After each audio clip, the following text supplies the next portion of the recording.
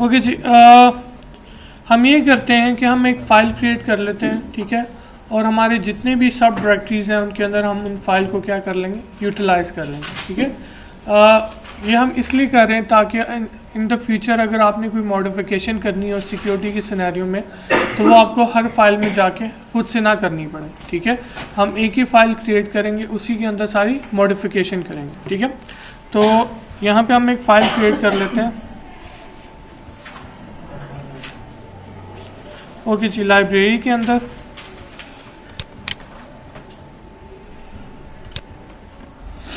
उसका नाम रख लेते हैं इस login.php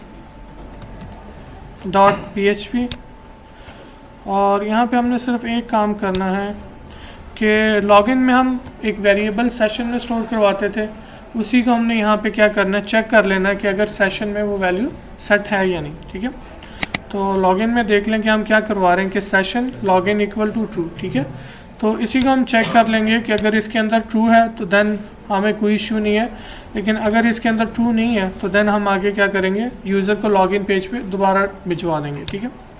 ओके जी, इसको हम यहाँ पे इफ़ में चेक कर लेते हैं, इफ़, ठीक है जी, और इसको नेगेट कर देते हैं। अगर तो यूज़र लॉगिन होगा तो ये फॉल्स हो जाएगी, अगर यूज़र लॉगिन नहीं होगा तो ये क्या हो जाएगी, ट्रू हो जाएगी, ठीक है। ओके जी, अगर यूज़र लॉगिन नहीं है तो हमने सिंपल ये काम करना है कि हेडर, ठीक है, लोकेशन login.php,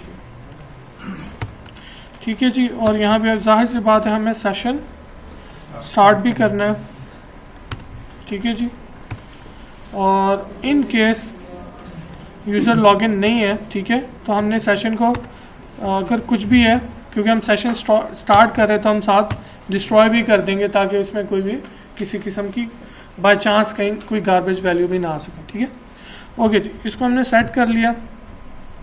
ओके जी, इंडेक्स फाइल को खोलते हैं हम। यहाँ पे हमने ऑलरेडी इसको लगाया हुआ है, ठीक है, क्योंकि हमारी ये मेन फाइल है, ठीक है, 2-3 फाइल्स हैं, इसलिए हम इसको एज इट ही रहने देंगे, ठीक है। इसको हम बाद में चेक करते हैं। ओके जी, पहले मैं इस फाइल को एक्सेस करता हूँ कि ये हमें करता क्या है, ठीक है जी। इसको मैं अभी कमेंट कर देता हूँ क्योंकि अभी हम यहाँ पे ये काम नहीं करेंगे।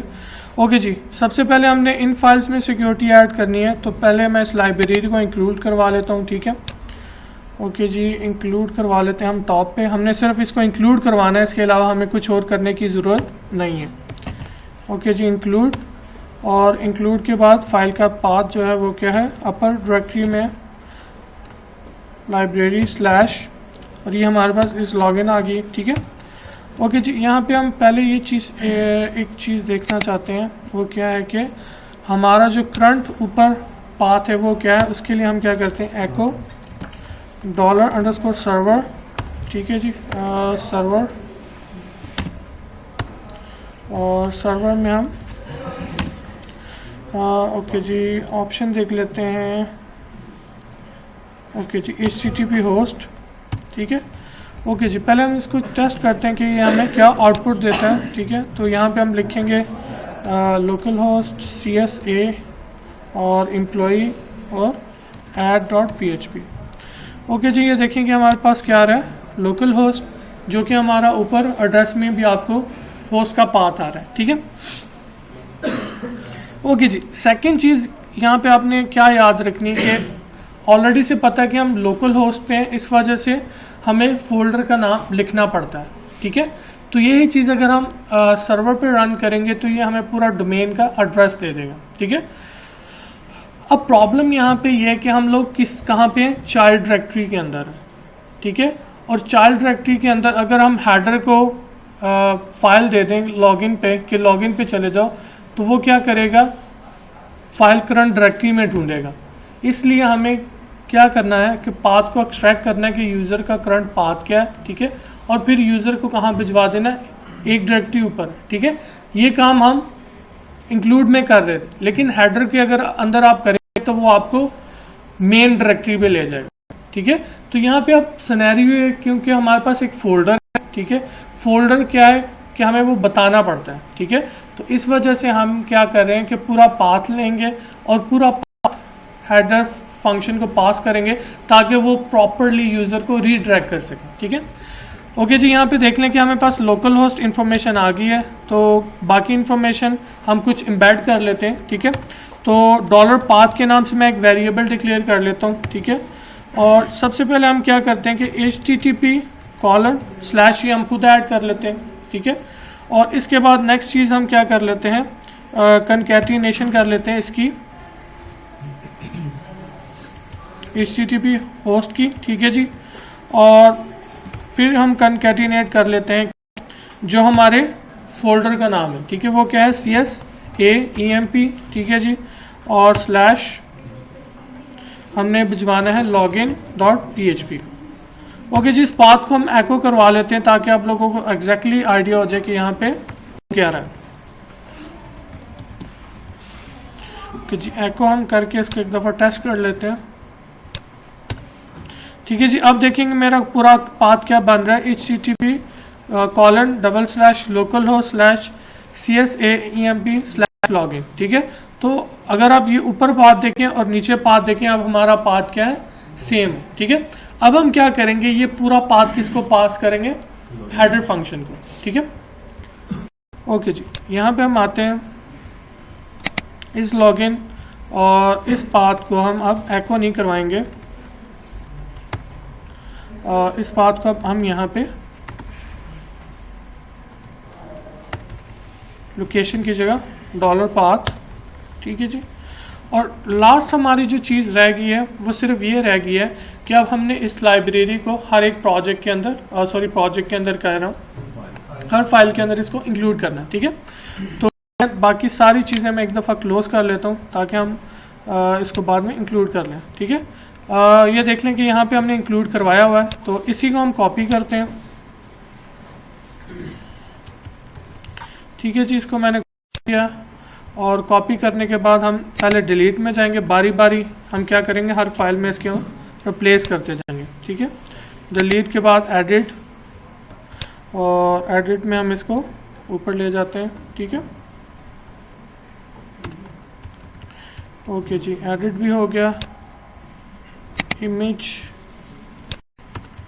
ओके जी, बात सिनेरियो ये होता है कि आप लोगों ने कुछ फाइल्स यूज़र को अलाउ करनी होती है कि वो एक्सेस कर सकें विदाउट लॉगिन, ठीक है।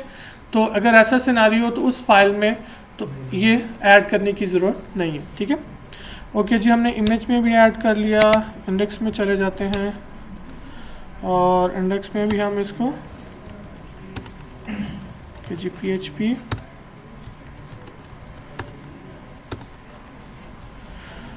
यहाँ पे इसको हमने ऐड कर लिया। ओके जी, यहाँ पे हमने एम्प्लॉय के अंदर ऐड कर लिया, ठीक है। हम डेटाबेस में भी चेक कर लेते हैं, ठीक है।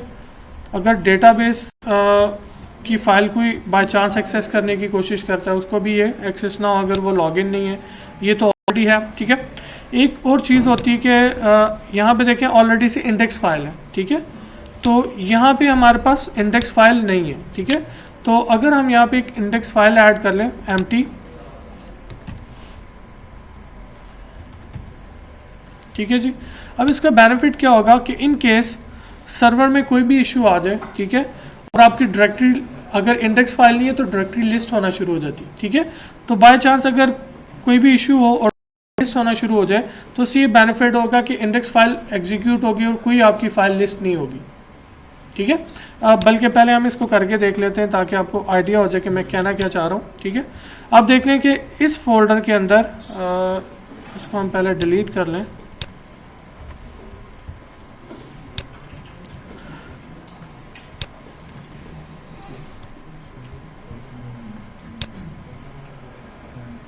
ओके जी।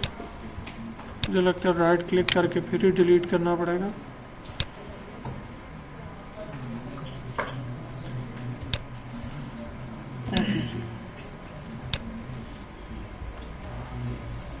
ओके जी, फाइल हमारी यहाँ पे देखें अब कोई भी नहीं है। अगर मैं ब्राउज़र में जाऊँ, ठीक है, यहाँ पे हम लिखें बाय चांस मुझे पता चल जाए डायरेक्टरी स्ट्रक्चर का, तो यहाँ पे मैं लिब लिखता हूँ और स्लैश। अब देख लें कि इस फाइल को मैं क्लिक करके इजीली डाउनलोड कर सकता हूँ। ठीक है, तो अब हम क्या करते हैं, इस चीज़ से बचने के लिए हम एक काम करते हैं कि हम इंडेक्स की फाइल यहाँ पे ऐड कर देते हैं। ओके जी, index.php, और यहाँ पे भी हम वो एक लाइब्रेरी ऐड कर देंगे। ठीक है, तो लाइब्रेरी क्योंकि करंट डायरेक्टरी में है तो हमें पूरा पाथ बताने की ज़रूरत नहीं है। ठीक है जी, ओके जी, ये भी सिक्योर हो गया, एम्प्लॉय भी सिक्योर हो गया। ओके जी, जी किसमें नीचे HTML मैंने लिखी नहीं है इसलिए मुझे करने की ज़रूरत नहीं है। ठीक है, क्योंकि सिर्फ PHP है। ओके, नेक्स्ट यूज़र रह गया हमारा ऐड। ओके जी, यूज़र में भी हम ऐड कर लेते हैं इसको, डिलीट, और डिलीट के बाद एडिट,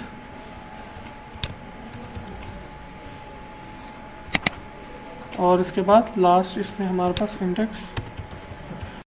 ओके जी, उसके बाद हम इसमें भी इसको ऐड कर लेते हैं। ठीक है जी, इस सेशन को हमें सारे को हम रिमूव करके लाइब्रेरी ऐड कर लेते हैं, और ठीक है जी, लाइब्रेरी स्लैश दिस, और लॉगआउट फाइल को भी हम एक दफ़ा चेक कर लें, session start, login, destroy, login, login. Okay जी, और उसके बाद हम इंडेक्स फाइल में देख लेते हैं। ओके जी, हमने लिंक भी ऐड किए हुए हैं, तो एम्प्लॉय के लिए भी लिंक ऐड कर देते हैं, एम्प्लॉय स्लैश इंडेक्स, और यूजर्स इंडेक्स। ओके जी, इसको लास्ट टाइम हम चेक कर लेते हैं। अब देखें कि ये डायरेक्टरी पहले लिस्ट थी, अब मैंने जैसे ही रिफ्रेश किया अब ये क्या है कि लिस्ट डाउन नहीं हो रही। ठीक है, लेकिन ये रिडायरेक्ट भी नहीं हो रही। इस चीज़ को हम बाद में चेक करते हैं, पहले हम एक दफ़ा इसको वेरीफाई कर लें।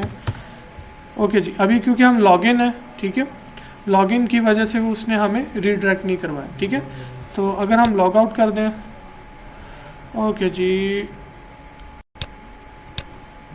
क्या कह रहा है जी, इंक्लूड। ओके जी, इसने यहाँ पे हमें लॉगिन पे क्यों एरर दे दिया, इसको चेक कर लें, कहीं हमने लॉगिन में तो नहीं ऐड करवा दी। ओके जी, हम लोगों ने क्योंकि इसके अंदर इसको ऐड करवाया हुआ।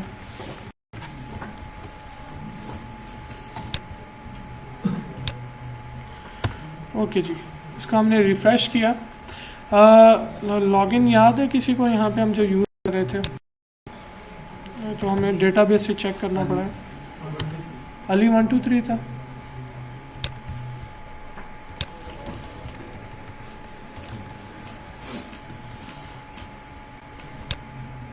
ओके जी, अब देखेंगे हम लॉगिन हो रहे हैं। अब मैं लॉग आउट करता हूँ और हम किसी फोल्डर को एक्सेस करने की कोशिश करते हैं। ठीक है, ओके जी, हम एम्प्लॉयज़ को एक्सेस करने की कोशिश करते हैं। ठीक है, स्टिल देख लें कि मैं कहाँ पे हूँ। ओके जी, अगर हमें डायरेक्टली फाइल का पता चल गया है, जिस तरह है कि एम्प्लॉय के अंदर इमेज, और इमेज को हम से आईडी पास कर देते हैं, देन इन दैट केस भी मैं कहाँ पे हूँ, लॉगिन। यानी जब तक अब यूज़र अपने यूज़र ने पासवर्ड नहीं देगा वो सिस्टम के अंदर लॉगिन नहीं हो सकता। ठीक है, और ना ही वो किसी फाइल को एक्सेस कर सकता है, हमारे सिर्फ एक कंडीशन मेंटेन करने से, कि हम लोगों ने खुद एक वेरिएबल रखवाया मेमोरी के अंदर, जो कि हमने इस सर्वर की मेमोरी में रखवाया।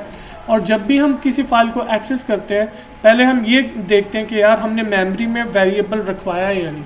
अगर मेमोरी में हमने वो वेरिएबल नहीं रखवाया हुआ तो हम यूज़र को वो पेज एक्सेस नहीं करने देते। ठीक है, ओके जी, हमारा यहाँ तक प्रोजेक्ट कंप्लीट हो चुका है। इसके अंदर हम लोगों ने स्टार्ट में जो चीज़ें कही थी वो क्रिएट कर ली। हम यूज़र ऑथेंटिकेशन भी हमने इम्प्लीमेंट कर दिया है कि यूज़र अगर प्रॉपर क्रेडेंशियल देगा तो वो लॉगिन हो सकता है। सेकंड, सिक्योरिटी मैकेनिज्म हमने ऐड कर दिया कि अगर यूज़र किसी भी पेज को विदाउट लॉगिन या ऑथेंटिकेशन एक्सेस करने की कोशिश करता है तो वो एक्सेस नहीं कर सकता, ठीक है। उसके बाद हम लोगों ने इमेज अपलोड करना भी, ठीक है, लास्ट लेक्चर में देख लिया कि हम किस तरह इमेज डेटाबेस में स्टोर कर सकते हैं। उससे प्रीवियस हम लोगों ने देखा था कि हम किस तरह किसी डायरेक्टरी में स्टोर कर सकते हैं, ठीक है। तो यहाँ तक हमारा PHP का, ठीक है, हम क्लोज करेंगे। PHP ख़त्म नहीं होगी, लेकिन हम आगे मज़ीद इसमें एक्सटेंड करेंगे चीज़ों को।